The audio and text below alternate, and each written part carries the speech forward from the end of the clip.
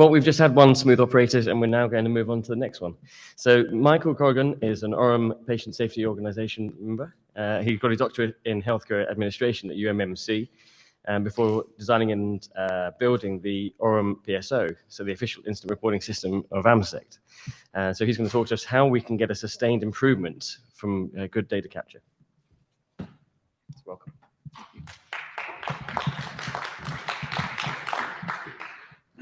Thank you very much. I hope I have a good voice left. There's been so many great conversations here at this meeting. It's a really fun meeting, and you get to interact with people in so many different environments.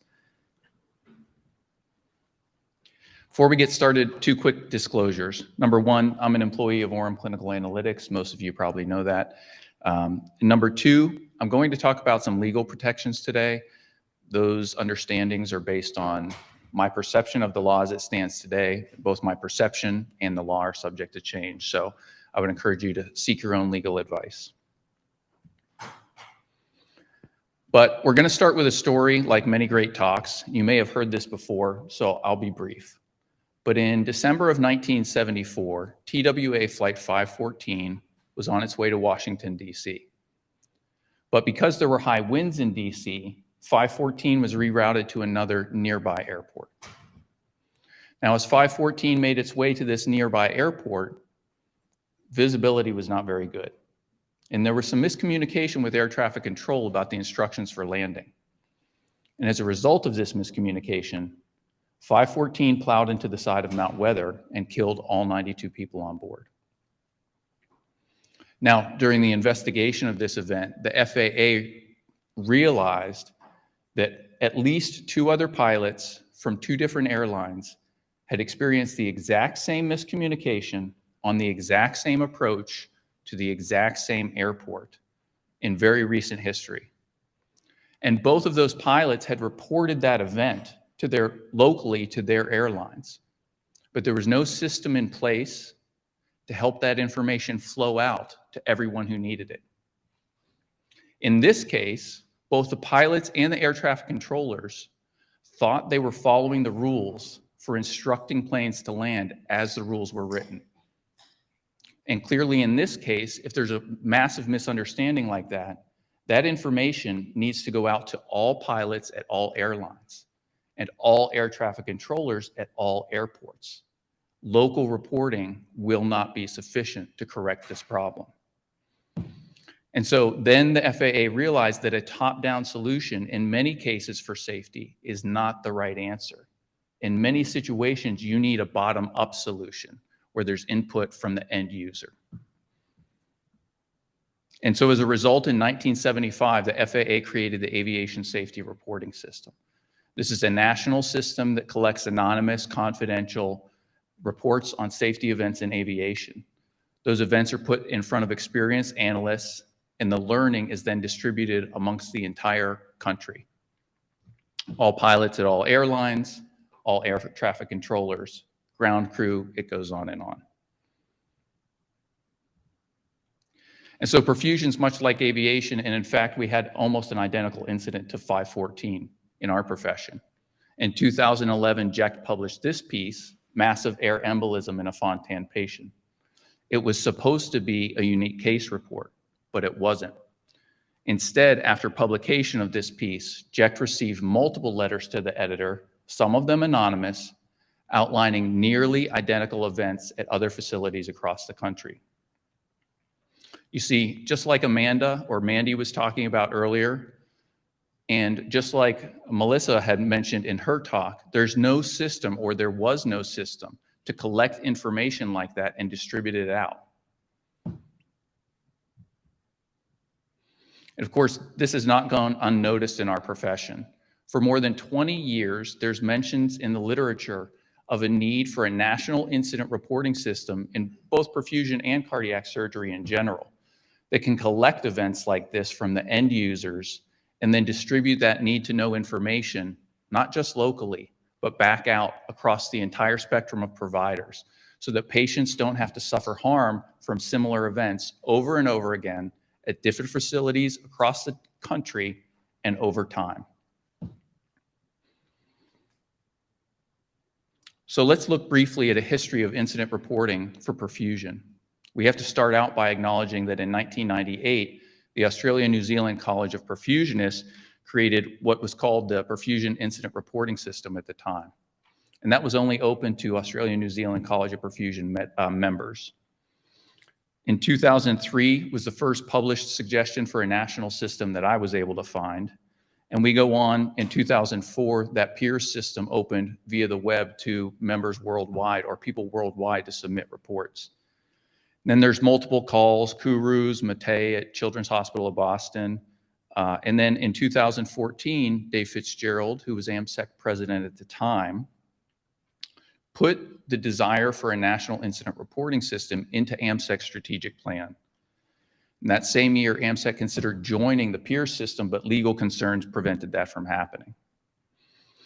Now, the entire 6-year span from 2014 to 2020, AMSEC retained that in their strategic plan, but didn't make much movement on it.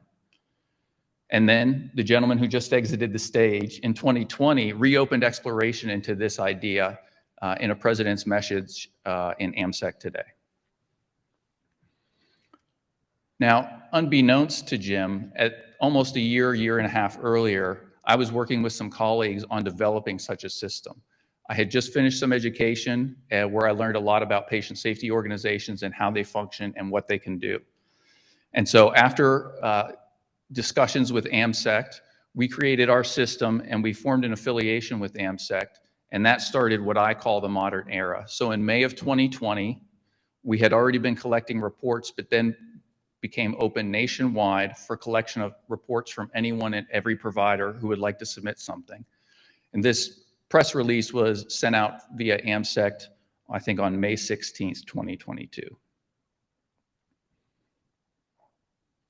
So what does this mean? This means really anyone, any provider can go to our website, perfusionsafety.com, and submit a report. These reports, I'll talk about in a second, they're confidential, they're privileged, they can be anonymous at your discretion. But this website works from any desktop, laptop, or mobile device. You can see on the left side of the web page that blue square with a yellow checkbox in it. That means that our organization, the Orrum PSO, has gone through the application, review, and is approved as a lifted status patient safety organization. That designation is given by the U.S. Department of Health and Human Services. So we are now authorized to collect confidential, privileged patient safety information from any providers.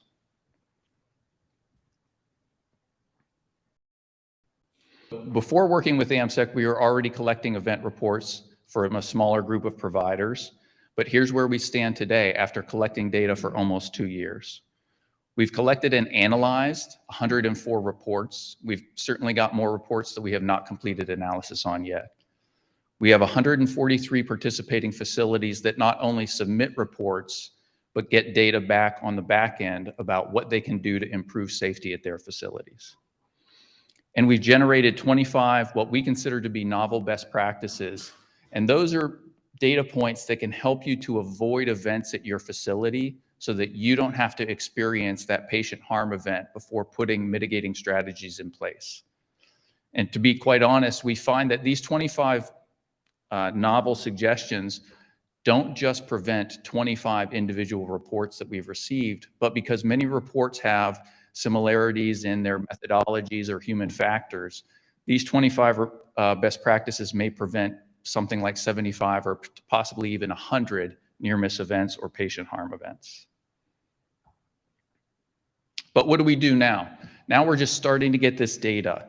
How can you all here and everyone watching at home and by the pool, how can you take this information and put it in practice at your facility on Monday when you return to work to make it better for your patients? How can we go from those good catches that we're just starting to receive to quality improvement? Well, I'm going to talk briefly about 3 different ways. That's submit an individual report, become a PSO member, and read the report that we presented to AMSEC on cardiac surgery safety. So let's talk about an individual report briefly. Let's say that you go home after this and you do a case and a a sentinel event occurs. Maybe either you're not sure exactly what happened, or you know what happened, but it's so rare, you've never heard of it before, and you think that information needs to be distributed out to the profession as a whole. You can submit a report, and the report submission process should only take you about 5 minutes. But if you do that, a comprehensive analysis of the event will be returned to you. And we find that most of the time, this comprehensive analysis includes novel or new understandings of the event, recommendations for mitigation, and you also are helping the profession because those non-identified understandings, causes, and recommendations also are distributed to providers across the country, not just you, again, in a non-identified way. Additionally, the event helps us to understand all future reports that are submitted so that we can look for commonalities and ways to improve. Maybe two things don't involve an oxygenator, but they might involve the same human factors that cause the event to happen. This is an example of an individual report. This is a real report that a provider received. We've obviously redacted it. This has gone through our non-identification committee. So it starts with an analyzed summary of the event. We talk about standards and guidelines. Are there any standards and guidelines out there that would have already been published that could have prevented this event from happening? We categorize the event and list contributing factors. And then we list up to 3 strategies for mitigation, usually based on engineering controls if we can put them in place to help this event from reoccurring. Now, it's important for me to note that this document is what is termed legally as patient safety work product. So this is confidential, privileged, that extends basically forever. So that if you have this report and you accidentally send it to a plaintiff's attorney, this can never be admitted into court to be used against you in case something were to go to a lawsuit. Briefly, you can become a PSO member. As I said before, this gives you access to all data, all learning, true democratization of knowledge. You get to read the or non-identified reports from all over the country, at least summaries of them, and all those different events so that you can prevent that at your facility. These reports are usually 5 to 15 pages every quarter, and you can see here another redacted version. And again, these reports are all confidential and privileged so that if you have this laying on your desk at home, you shouldn't, but if you did, and it somehow found its way into the hands of a plaintiff's attorney, it still cannot be admitted in court. The privilege remains attached. Now, finally, I encourage everyone, I hope everyone here is an AMSECS member, and if you're not, you should be. But if in case you aren't, or even if you are, I encourage you to go to AMSEC's website. We produce every year as part of our affiliation agreement with AMSEC a report that outlines a lot of the descriptive statistics that we've found. When these events are happening in the procedure, how many event reports we've received, some of the variables that are more big picture items. And those descriptive statistics are all available in this report that we've generated for AMSEC. And every year we're hoping to have the report improve in both the granularity and the visual appeal of how it looks. But every year we also highlight a top safety concern. And this year our top safety concern was alarm confusion. And we found that in the last 12 months as we did analysis on events, and part of our system is that if return contact information is provided, we often will, in a confidential and privileged manner, contact the person who submitted the report to gain additional information about it, maybe something they didn't include in their original submission. And so we found often that providers didn't have standardized alarm settings at their facility. They weren't sure at the beginning of a case what their alarm settings were. Did the low-level alarm only signal an audible alarm? Did it signal an audible alarm and trigger an intervention from the heart-lung machine? And if so, what was that? Was it a ramp down at 1200? Was it a ramp down at 1600? Was it the closure of an electronic clamp? We find that when we speak to them, they also have difficulty identifying what alarms were triggered intraoperatively during the event. And so we outline in this report specific steps to help you set up and avoid alarm confusion at your facility so that this is not something that happens when you have an event. You know what alarm's functioning, how it should function, you know you've tested it, And you also will not be confused intraoperatively about what alarm is going off, especially in the case of a patient harm event where you really have to use all your wits or have all your wits about you. So now I'm going to spend briefly a few minutes talking about the really exciting stuff, and this will dovetail well onto what Melissa and Mandy had talked about earlier, future directions, or what else is possible with this data. There's really a lot of very interesting things because we've never had data like this before. We can take information about failures and improve current and future equipment design and use. In the 1930s, there was a plane that crashed near San Francisco.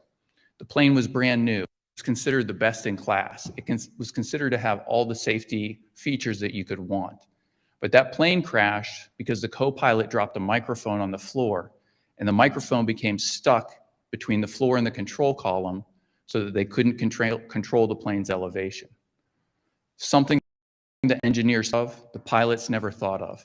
And using that kind of information, which is the type of information we're often receiving in these event reports, we can help to engineer out those failures. We can build clinical decision support that can help to alert you about a rare event before maybe even you can see it on your own. We have several clinical decision supports we're waiting to deploy, for example, with high pressure excursions, accidental reversal or occult reversal of the arterial and venous lines, as well as many others. We really feel like this is an opportunity. You can't memorize everything. There's millions of potential missteps with cardiac surgery.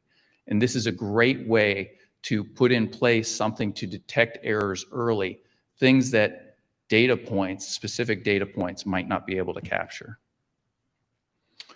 We can protect remote data.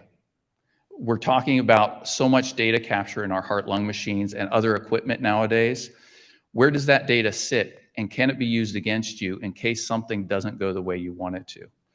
Well, using a patient safety organization, you can store that data in a protected fashion, protected over all 50 states, across state lines, and over different state laws. It's a federal law that is uniform and standard in its application. So that data can sit there protected, and you don't have to worry about it incriminating you at a later date.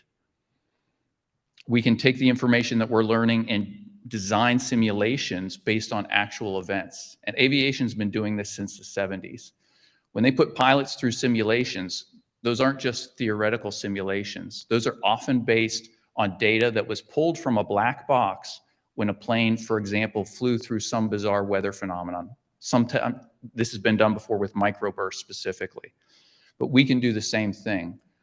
Instead of somebody reading a textbook and designing a simulation on high pressure excursion, we can look at a high pressure excursion that actually happened, where we have second by second data, and we can take that to design a simulation so that someone knows what it's really like.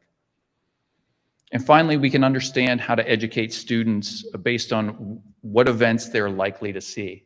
I was having a discussion, one of many discussions last night at this great meeting, and we were talking about how you can really get cognitive tunneling and tunnel vision when a rare or complicated event's happening. And we often train people to think about oxygenator failures, and we train students a lot on oxygenator changeouts. And that can become, it is possible for that to become a crippling handicap where we continuously feed that into people's minds. And so when a rare event happens, that's the first thing that pops up. But if we know what is happening, the numbers and the types of events, then we can start to redirect that focus.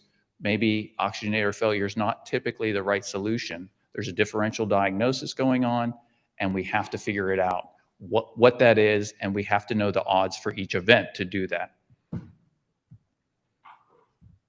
So finally, I'll wrap it up here. This image came up on my feed either last night or this morning on LinkedIn, and so I cropped it right away and put it in here because I thought it was so applicable. You know, what you can learn from theory is less than what you can learn from practice, but what you can learn from practice is significantly less than what you can learn from your mistakes, and that's really where our focus is. We look at these errors, whether they're errors of commission where somebody's done something, or errors that are just chance occurrences with equipment malfunctions or rare combinations of events. And we look at the commonalities, we find the information, and we distribute it back out to everyone so that they can avoid those events in the future. I thank you all for your time. If you have further questions, like I have 3 seconds left, so you feel free to ask those, but you can also email me for any more information. Thank you so much.